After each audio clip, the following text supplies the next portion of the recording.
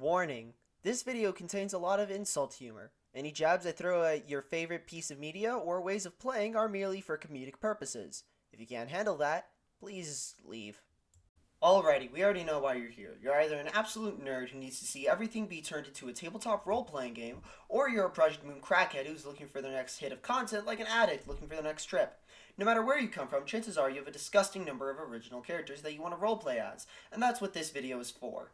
There's a stupid number of people desperately trying to shove Project Moon into Dungeons & Dragons, which just doesn't work because D&D is complete garbage when it comes to status effects. Also, why bother doing all that homebrew junk when you already have a working system in the PMTTRPG? But wait, doesn't that make this clickbait? What the fuck are you on about? You said this was D&D. This has nothing to do with D&D. Anyway, moving on. All you need in order to use this system is 5 things. Owlbear Rodeo, which you probably were already using, the 2 rulebooks for the system, your character sheet, and the claw. No, not you! By far the most important item on this list is the character sheet.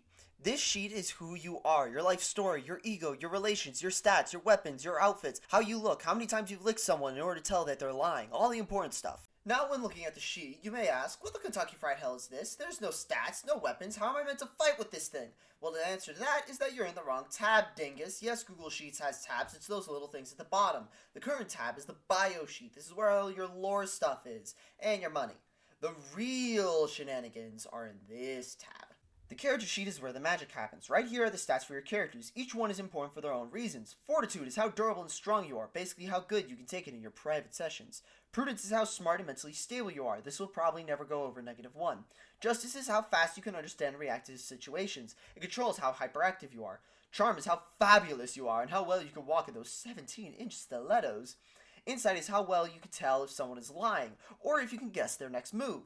Finally, there's temperance. I'm going to be honest, I have no clue what this stat is used for. It boosts your block, and the rulebook says it's used for stealth.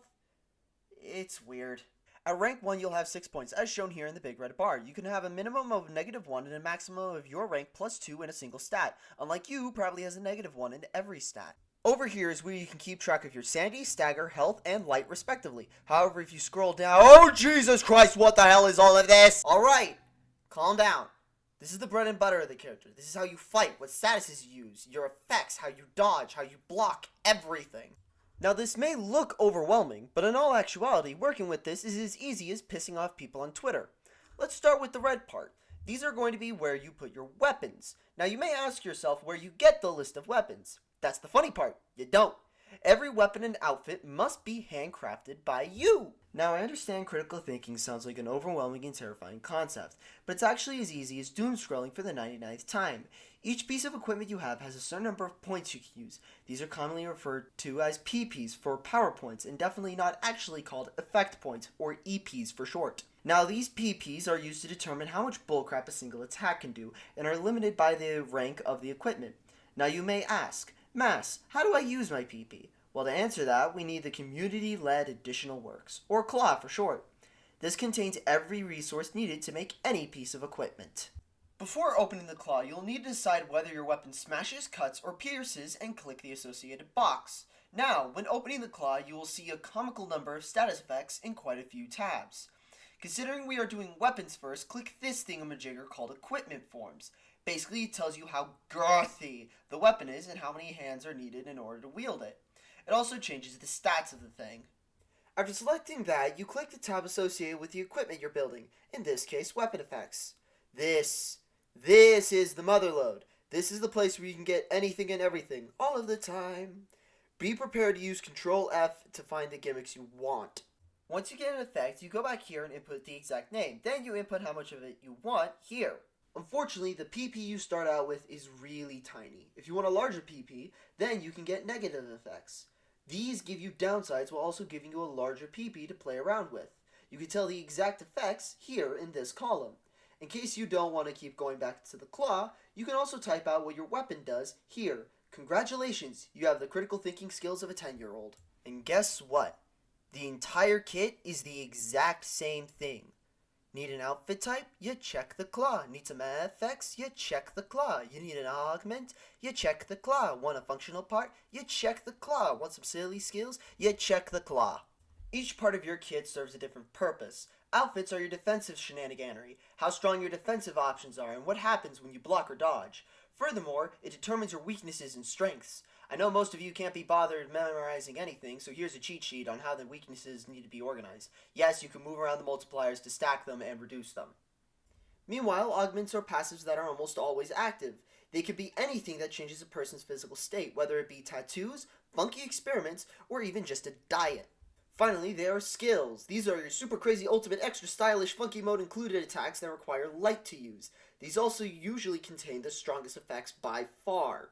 Now you finally have a character sheet and are ready to play, but how does one play the Funny Moon game? There are two basic parts, out of combat and in combat. You see that D20 right there? Not anymore! In fact, see most of these? No you don't. This system only needs two things. Yes, due to how the system works, the only normal dice you need are the ones people gamble with. Unless you're a freak that somehow owns a D15 or any other abomination against God and mathematics. The basic idea is the only dice you're going to need outside of combat is the 2d6, which are used for making checks. Probably because the developers realized that the players are going to be as illiterate as a 5-year-old. So basically just replace the D20 with these two dorks. What? Gameplay? In my role-playing game? They really should have put that somewhere. Joke cap parodies aside, combat is relatively simple. You get an action, a reaction, and that's it. Attacking this game works a little differently, however, since this is based on PM. You or an opponent can spend a reaction when being attacked to block, dodge, or try and counter an attack. Both sides roll dice. Higher dice wins and gets to do some shenanigans.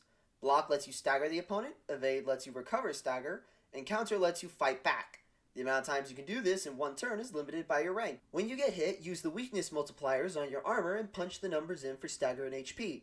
When your stagger reaches 0, you're stunned for the rest of your turn, and you have to spend your next turn to recover, and also take double damage, but who cares about that? Finally, there are skills. If you're attacking with one, add the skill effects on your weapon effects. Using a defensive skill, same deal but with your armor.